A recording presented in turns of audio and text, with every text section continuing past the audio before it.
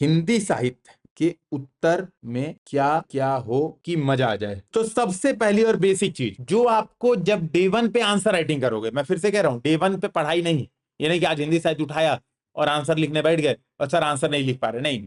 अरे एटलीस्ट हिंदी साहित्य की रीडिंग की, एटलीस्ट एक टॉपिक की रीडिंग की, तब उस पर आंसर लिखा, ठीक है, मिनिमम क्राइटेरिया है।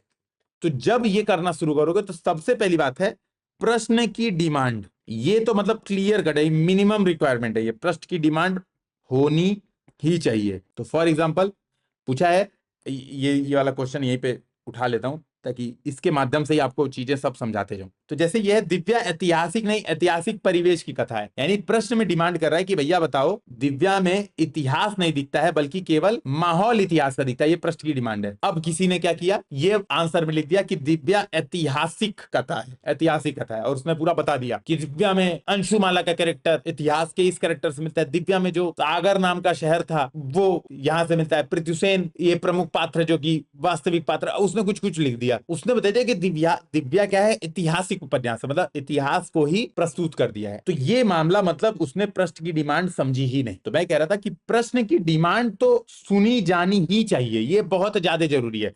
प्रश्न की डिमांड भी नहीं समझी मतलब है मामला खराब, गेम खलास, खत्म। सबसे पहली रिक्वायरमेंट है। तो मान लो क्वेश्चन आ रहा है, गोदान मनुष्यों नहीं मनुष्य की कथा है, होरी के चरित्र के आधार पर विश्लेषण करें। और वहां पे आप बता रहे हो कि नहीं, गोदान मनुष्यों की कथा है, वो एक पूरा वातावरण है, किसानों की कथा है, ये गरीब मजदूरों की कथा है, आप लगे वही सब बात बताने। तो बात समझनी पड़ेगी कि नहीं, प्रश्न की डिमांड आपके आंसर की पहली रिक्वायरमेंट है। अब आते हैं दूसरी रिक्वायरमेंट। 150 शब्द के प्रश्न में 3 एग्जाम्पल मिनिमम, ये मिनिमम की बात कर रहा हूं, यानी मैं ऐसे 10 नंबर वाले में बांट दे रहा हूं। 10 नंबर वाले में 3 एग्जाम्पल, 15 नंबर वाले में 4 एग्जाम्पल और 20 नंबर वाले में 5 एग्जाम्पल, यानी 4 से 5 ये होने चाहिए। इतने एग्जाम्पल्स आपके उत्तर में मिलने चाहिए। ये दूसरी बात हो गई। तीसरी बात, भाषा शैली। भाषा शैली आपके कथा की भाषा शैली समान ही होनी चाहिए। अब धीरे धीरे एक्सपर्टाइज की ओर बढ़ रहे हैं कि आपके उत्तरों में जो आपका लेवल आएगा ना, तो लेवल सबसे पहले जब आप लिखोगे, जब आंसर आप डे 1 पे स्टार्ट करोगे तो आप पहले प्रश्न की डिमांड समझना स्टार्ट करोगे। जब 15-20 दिन थोड़े मेच्योर होने लगोगे तो आप एग्जाम्पल ऐड करना शुरू कर दोगे। थोड़े और मेच्योरिटी आ गई तो ये लेवल है आंसर राइटिंग के, डिफरेंट लेवल है ऑप्शनल आंसर राइटिंग के। जब तीसरे लेवल पे जाओगे तो भाषा शैली कथा की भाषा शैली समान होनी चाहिए। फॉर एग्जाम्पल, प्रश्न अगर गोदान से है तो आपकी भाषा शैली शिव प्रसाद सितारे हिंद वाली, या मैं कह सकता हूं उर्दू मिश्रित हिंदी होनी चाहिए, मिश्रित हिंदी होगी। वहीं अगर प्रश्न स्कंद गुप्त पर है तो आपकी हिंदी तत्समी हो जाएगी। वहीं अगर प्रश्न है असाध्य वीणा पर, या असाध्य वीणा को हटाता हूं मैं, ये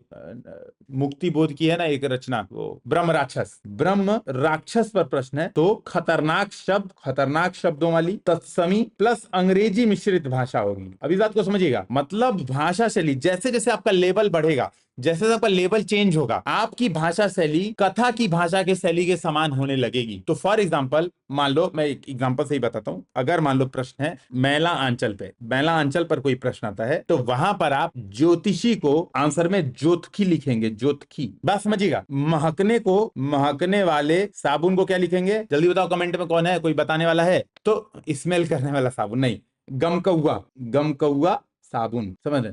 ये हमारा क्या हो जाएगा, तो ये हमारा तरीका हो जाएगा आंसर राइटिंग का। तो तीसरे लेवल पे हम ये चीज अचीव करेंगे। चौथे लेवल पे हम क्या करेंगे, है ना, या एक काम करो, इसको कर दो चौथा लेवल, भाषा शैली को चौथे पे कर दो, थोड़ा हार्ड चीज है, समय के साथ आएगी, इतना जल्दी नहीं आएगा, तो इसको चौथे पे कर दो।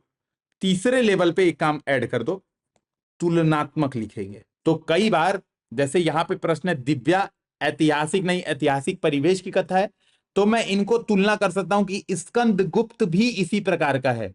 स्कंद गुप्त क्या है, ऐतिहासिक परिवेश लिया गया है, ऐतिहासिक कहानी नहीं है, इतिहास में कल्पना का मिश्रण है। स्कंद गुप्त कल्पना का मिश्रण है, ठीक है। जैसे गोदान क्या है, गोदान पूरी तरीके से काल्पनिक उपन्यास है, लेकिन स्कंद गुप्त क्या है, स्कंद गुप्त किस प्रकार की रचना है, इतिहास और कल्पना के मिश्रण की रचना है, ठीक है। तो सिंपल सी बात है। तो ये चीज आप समझिएगा, हमें तुलनात्मक आंसर लिखना पड़ेगा, ठीक है, तुलनात्मक। और इसी में तीसरे में ही तुलनात्मक उत्तर, मतलब एक रचना की दूसरे रचना से तुलना, एक रचना की दूसरे रचना से तुलना, एक लेखक की दूसरे लेखक से तुलना, और एक एग्जाम्पल की उदाहरण की दूसरे उदाहरण से तुलना, ये सब लिखते जाओ। मैं सीरियसली बता रहा हूं, मैं बहुत डैम सीरियस होकर बता रहा हूं, ये चीज जितना लिखोगे, ठीक है, मेरे साथ साथ आपके एक प्रॉपर नोट्स बन जाएंगे। ठीक है, आपके एक प्रॉपर नोट्स बन जाएंगे कि हाँ यार ये चीज जो है काम की है ना। हमें यही स्टेप फॉलो करने हैं आंसर राइटिंग में, तो बस सुनते रहिए मेरी बात। तो फॉर एग्जाम्पल जैसे जैसे देखोगे ये अपना नागमती वियोग खंड है, मान लो नागमती वियोग खंड।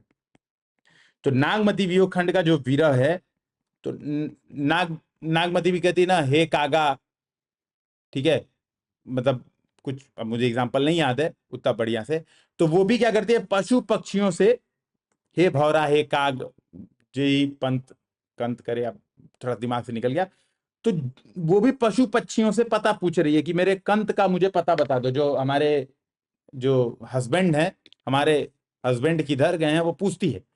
उसी तरीके से वीरा प्रभु श्री राम जी का भी है। वो क्या करते हैं, कहते ना, हे खग मृग हे मधुकर श्रेणी, तुम देखी सीता मृग नैनी, है ना। तो क्या है, वो कंपेयर कर सकते हो एक उदाहरण को दूसरे उदाहरण से भी। ठीक है, तो ये हो जाएगा तुलनात्मक उत्तर लेखन। चौथा मैंने बता दिया भाषा शैली। और पांचवा, जब आप एकदम प्रो हो जाओगे, जिसको 300, मेरे साथ ये पांचवा लेवल नहीं था, जिसको 300 स्कोर करना है, इसीलिए मेरे 260 रह गए, 262 नंबर टू प्रिसाइज मेरे आए। 300 अगर आपको स्कोर करना है, तो ये लेवल है जिसमें आप कुछ आलोचकों या बड़े लोगों के नाम, आलोचकों के नाम अपने उत्तर में शामिल करिए, उत्तरों में शामिल कीजिए। और जिस प्रकार से नोट्स मैंने बताए थे, ठीक है, अब देखो, अब थोड़ा सा रिवाइज करो। मैंने जिस प्रकार के नोट्स मेकिंग बताया, तो ये सब चीजें शामिल हो जाएंगी कि नहीं हो जाएंगी। जैसे मैं अगर इस क्वेश्चन का नोट्स बनाऊं, तो मेरे दिमाग में ये चीज समझ में आ जाएगी, नहीं ये प्रश्न की डिमांड यही है। ठीक है, ठीक है, तो ये बात समझिएगा, है ना। एग्जाम्पल हो जाएंगे कि नहीं, नोट्स में एग्जाम्पल अपने आप आ जाएंगे। ठीक है, तुलनात्मक चीजें हो जाएंगी कि नहीं, हाँ भाई ये चीज को यहां पे तुलना करना है। गोदान की तुलना, क्या देखो ऊपर ही देखोगे, जब मैं यहीं पे कर रहा हूंगा, तो क्या है, छायावाद से तुलना दिखा है ना, छायावाद से तुलना, देवसेना और सूफिया से तुलना। मेरी बात समझ रहे हैं। तो क्या है, ये कई प्रकार की चीजों से कंपैरिजन, ये भी दिखने लगा। ठीक है, ये भी कई कई प्रकार से दिखने लगा। और क्या हो जाएगा, भाषा शैली भी वही हो जाएगी। देखो भाषा शैली, तत्समी वो शब्द उठा लिए, तद्भवी शब्द उठा लिए, उर्दू मिश्रित हिंदी वाले शब्द उठा लिए, तो हमारी भाषा शैली भी उसी प्रकार की हो गई। ठीक है, तो जब मेरे द्वारा बताए गए तरीके से अगर नोट्स बनाओगे, तो ये सारी चीजें आंसर राइटिंग की आ जाएंगी।